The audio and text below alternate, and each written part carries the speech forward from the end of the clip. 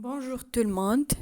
Alors, après avoir parlé de la grossesse, d'accord, on peut dire que après le neuvième mois de la grossesse, la- l'accouchement arrive, d'accord? Alors, l'accouchement après la chute des hormones ovariens. On parle ici de progestérone et de l'oestrogène, ainsi qu'une autre hormone qu'on appelle l'HCG. D'accord, et qui sera sécrété au cours de la grossesse. Et puis, lorsque l'accouchement arrive, on a une chute de ces trois hormones. D'accord, ce qui déclenche les contractions de muscles de l'utérus. Et puis, on a l'accouchement. D'accord, l'accouchement. Au niveau de l'utérus, et après 9 mois de grossesse, vient le temps de l'accouchement et de la naissance d'un nouveau-né qui s'adaptera à un mode de vie autre que l'utérus, bien sûr. La question qui se pose, comment s'effectue alors cet accouchement? Alors, sur ce schéma, vous avez les étapes, d'accord, de l'accouchement. Vous avez les quatre étapes, on peut dire quatre ou trois étapes. En général, c'est trois, d'accord? Vous avez sur le premier schéma, c'est ce qu'on appelle le début de dilatation du col de l'utérus. Le col de l'utérus. Après, c'est-à-dire, on a une contraction de l'utérus, ce qui entraîne quoi? Contraction des muscles, pardon, de l'utérus, ce qui entraîne la dilatation, la dilatation du col de l'utérus, le début. Alors, on peut dire que c'est la première étape, c'est le début de dilatation du col de l'utérus. Puis après un certain temps, on a une grande dilatation, d'accord? Ce qui va entraîner la déchirure de l'amnios, d'accord?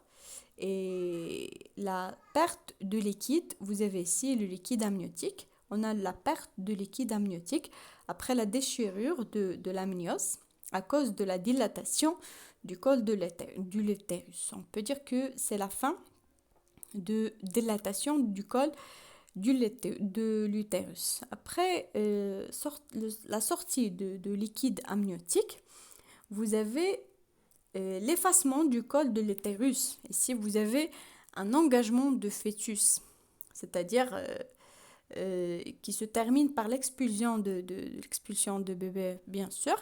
Et si vous avez la troisième étape, c'est l'expulsion de fœtus, qui va être à l'aide de l'infirmière. Cette étape se déroule à l'aide de l'infirmière ou bien du médecin. Ils vont faire sortir le bébé, d'accord? Et puis vous avez la dernière étape, l'élimination de placenta, ou bien ce qu'on appelle le délivrance. Donc, ça veut dire d'accord?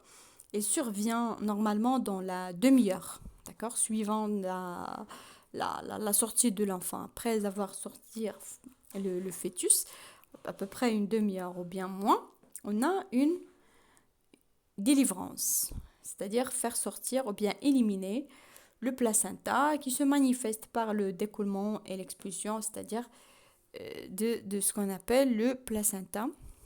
Et puis le cordon ombilical qui va être coupé euh, pour le bébé. D'accord?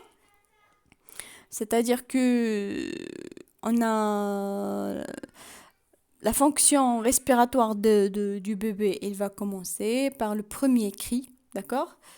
Et j'ai parlé du cordon ombilical, il va être coupé pardon, il va être coupé. Le nouveau-né est devenu indépendant, d'accord? Il va devenir indépendant de sa maman, c'est-à-dire la délivrance. Et puis vous avez ici les étapes. On va parler des étapes une autre fois. Ici, vous avez la dilatation du col de l'utérus, le tête de fœtus orienté vers le bas, le col de l'utérus lors de l'accouchement. On a la tête du fœtus qui va être orientée vers le bas.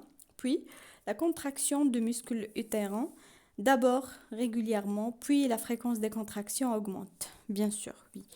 On a la fréquence qui va augmenter par le temps. Dilatation du col de l'utérus à la fin. Et puis la déchirure du sac amniotique et écoulement de liquide amniotique. خروج سائل سلوي أو لا le liquide amniotique. L'étape 2, c'est l'expulsion. Le fœtus est expulsé vers l'extérieur à cause de fortes contractions de muscles utérins, c'est-à-dire la tête qui va sortir, et puis à l'aide de l'infirmière, bien du médecin, il va faire sortir le reste du corps. Puis la troisième étape, la délivrance. J'ai dit que c'est le muscle utérin reprend ses contractions une autre fois, d'accord, pour éliminer le placenta à l'extérieur de l'utérus, d'accord. Si on n'a pas une élimination de placenta, ça sera risqué, d'accord, pour la maman. C'est pas bon, d'accord. Il faut que le placenta sorte. Remarque, on peut parler des remarques. Après expulsion du nouveau-né, qu'est-ce qu'on a?